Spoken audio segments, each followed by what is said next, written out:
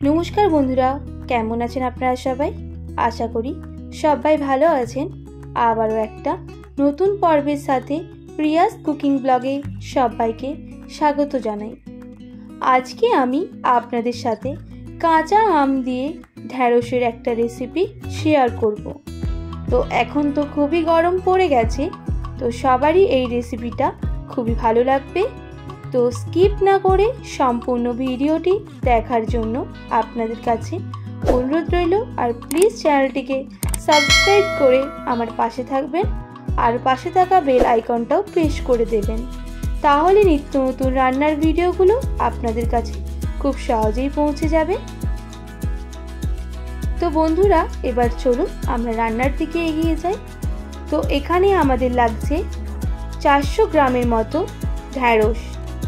তো আমি ঢ্যাঁড়সটাকে ভালো করে ধুয়ে কেটে নিয়েছি। এরপর একটা আম নিয়ে নিয়েছি, আমটার খোসাটা ভালো করে ছাড়িয়ে নিতে হবে।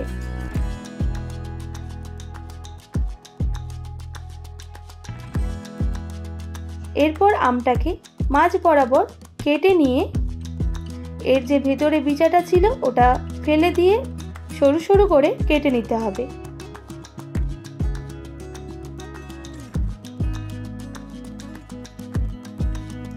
এইভাবে আমগুলো কেটে নেব।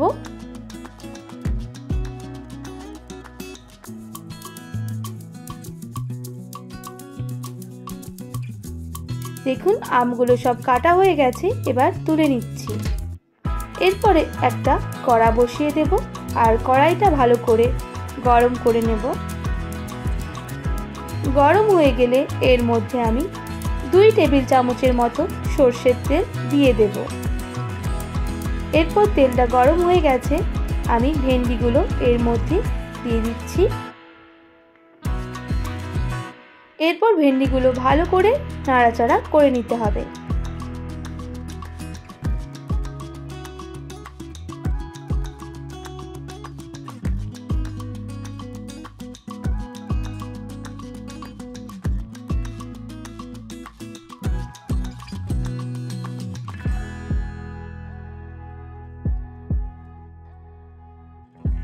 এরপর এর মধ্যে দিয়ে দিতে হবে 1 টেবিল চামচের মতো লবণ।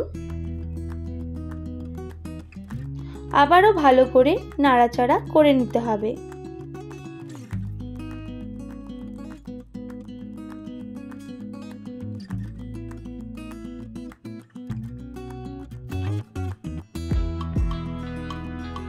বেশ কিছুক্ষণ ভাজার পর যখন দেখবেন যে ভেন্ডিটা লাল হয়ে গেছে, তো এখানে ভাজা হয়ে গেছে।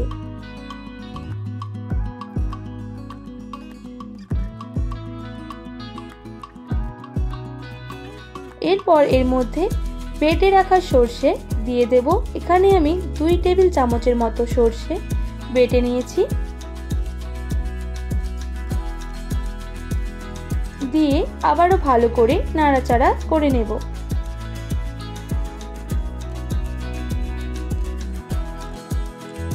এরপর এর মধ্যে আমি বাটি ধোয়া জলটাও দিয়ে দেব।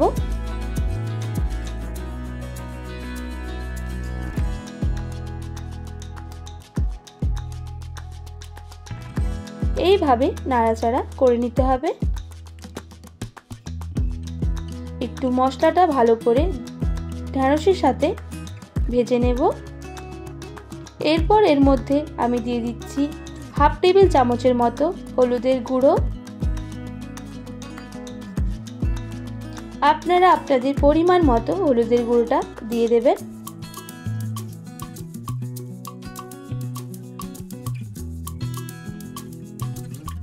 আবারও এইভাবে নাড়াচাড়া করে নিতে হবে।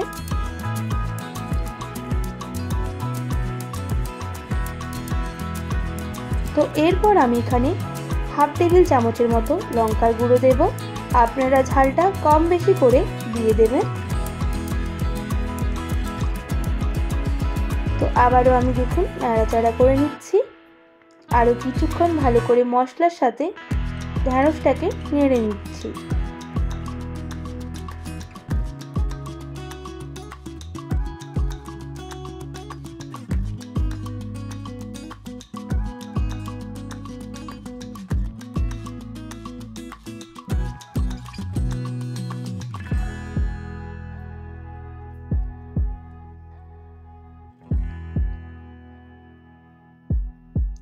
তো এরপর আমি এখানে যখন দেখবেন মশলাটা ভালো করে নাড়াচাড়া হয়ে গেছে, এর মধ্যে 1 বাটি মতো জল দিয়ে দিতে হবে। আর দেওয়ার পর কিছুক্ষণ নাড়াচাড়া করে নেব। কালারের জন্য আমি দিয়ে দেব 1/2 টেবিল চামচের মতো কাশ্মীরি লঙ্কার গুঁড়ো। এরপর দেখে নিতে হবে ঢ্যাঁড়সটা ভালো করে সেদ্ধ হয়েছে কিনা। আমি তার জন্য খুন্তি দিয়ে একটা ঢ্যাঁড়স দেখলাম, তো সেদ্ধ হয়ে গেছে। তো আমি এখানে কেটে রাখা আমগুলো দিয়ে দেব।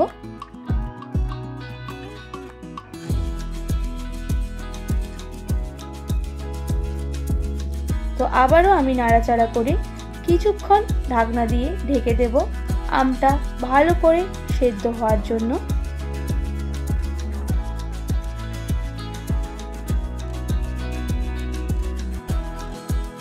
তিন মিনিট পর আমি ঢাকনাটা খুলে দেখে নেব আমটা ভালো করে সেদ্ধ হয়েছে কিনা।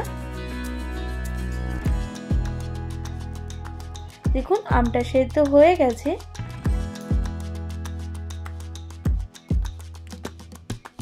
এরপর আমি নামিয়ে নেব। আবারও কড়াই বসিয়ে দেব।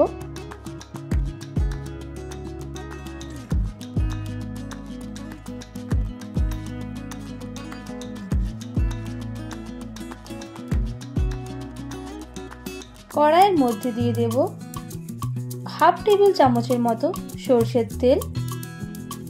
আর তেলটা ভালো করে গরম হয়ে গেলে দিয়ে দেব 5 ফোড়ন, সামান্য পরিমাণ, একটা শুকনো লঙ্কা আর তেজপাতা। এবার ভালো করে এগুলো ফোড়নটাকে ভেজে নিতে হবে। ভালো করে ফোড়নটা ভাজা হয়ে গেলে আমি এর মধ্যে ভেন্ডিটা দিয়ে দিতে হবে আর সঙ্গে সঙ্গে ঢাকনা দিয়ে ঢেকে দেবেন, তাতে করে আরও টেস্টটা ভালো হবে। এরপর ঢাকনা খুলে একটু ভালো করে নাড়াচাড়া করে নিতে হবে।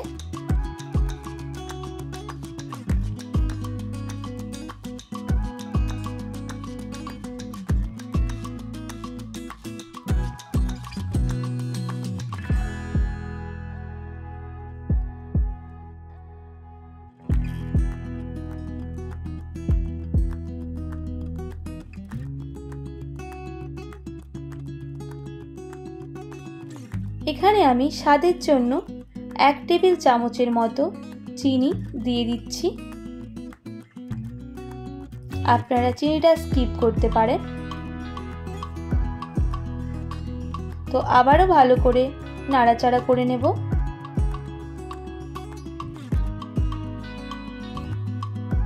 এখানে আমি সামান্য পরিমাণ নুন দিয়ে দেব। আবারও ভালো করে নাড়াচাড়া করে নিতে হবে। তো একদম রেডি হয়ে গেছে। এরপর আমি নামিয়ে নিচ্ছি। তো আপনারা এইভাবে অবশ্যই গরমের দিনে ঢ্যাঁড়সটা রান্না করে দেখবেন। কাঁচা আম দিয়ে আপনাদের অবশ্যই ভালো লাগবে। আর এই রেসিপিটা কেমন লাগলো আমাকে কমেন্ট করে অবশ্যই জানাতে একদমই ভুলবেন না। আর যদি ভালো লেগে থাকে অবশ্যই এই চ্যানেলটিকে like, comment, share and subscribe করে আমার পাশে থাকবেন। আর পাশে থাকা নোটিফিকেশানটাও অন করে দেবেন, তাহলে নিত্য নতুন রান্নার ভিডিওগুলো আপনাদের কাছে পৌঁছে যাবে। তো আজকেই এই পর্যন্তই। আবারও নতুন পর্বের সঙ্গে দেখা হচ্ছে। আপনারা ভালো থাকবেন, সুস্থ থাকবেন। আর আমার ভিডিওটা এতক্ষণ আমার সঙ্গে দেখার জন্য অনেক অনেক ধন্যবাদ আপনাদের সবাইকে।